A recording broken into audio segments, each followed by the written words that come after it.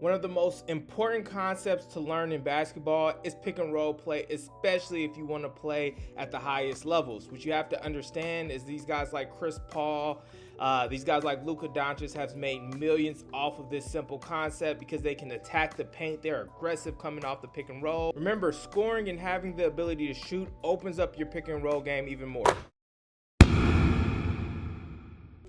So let's talk about the basic concepts you need to understand to be successful. First off, if they go under, you need to shoot.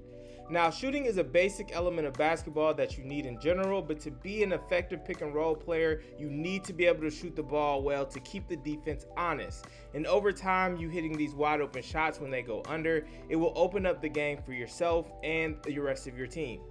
Now watch this play as Kyrie is going over the screen here. He sees his guys playing around it. He has enough space. He knocks it down with ease.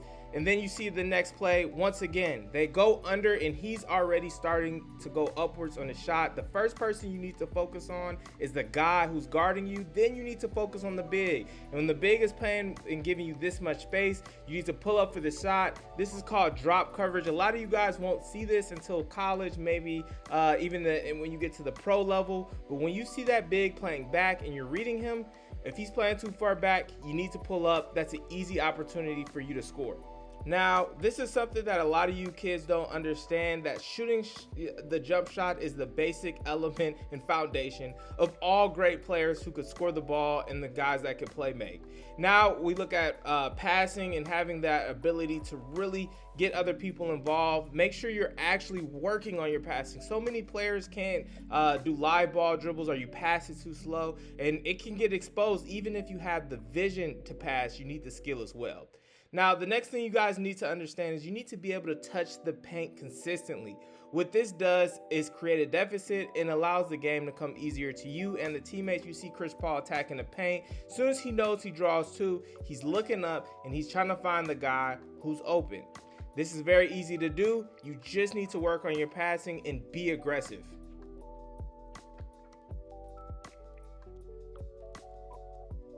When they start seeing you knock down shots and they play you honest, a lot of times the big is going to start playing up a little higher. And this is basically an ISO one-on-one opportunity with a slower big. And then it's time for you to be aggressive again, get to the paint, create a deficit. If you're not there, then score the easy basket. So we're going to get in even more into creating a deficit and attacking bigs in this next part of our video. Great playmakers don't just pass it to people right next to them, they draw two consistently. And that's what you see with Chris Paul. Even if he's not going to touch the paint, when they stop him with two people, that's when he's looking up and looking to pass the ball. When coming off the pick and roll, it is your opportunity and your job to draw two people. I don't care if it's a late hedge, a high hedge, a trap. Once you create that impact of drawing two people, you have to look up and you have to find a wide open person. Now, I want you guys to keep watching this video 2-3 times a day, not just for my views. I need you guys to really understand these concepts and watch how the defense is playing in these situations so that you could build something called pattern recognition and you could transfer all your skills to the actual game. You guys have to watch this film, really watch it, really digest it, and then you're going to be able to transfer it to your real game. But make sure you're studying this obsessively.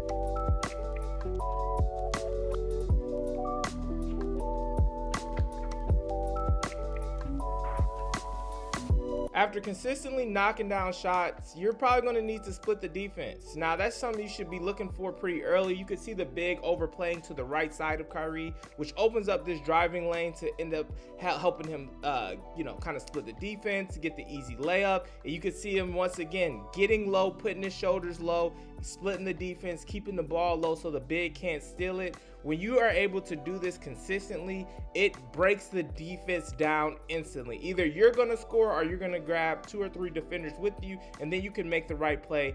Watch how low Kyrie gets off of this a split situation. He's keeping that ball so low that the guy doesn't want to go down there to steal the ball. And this is why it's so important for you small guards or just guards in general to work on dribbling the ball low, getting your shoulders low, because it opens up situations like this. Bigs are going to start backing up, and then that's going to be, once again, a one-on-one situation with a much lower big.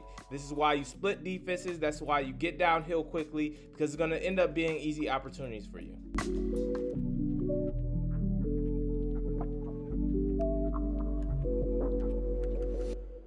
Now, after attacking several times, you're gonna have to build counters to your game.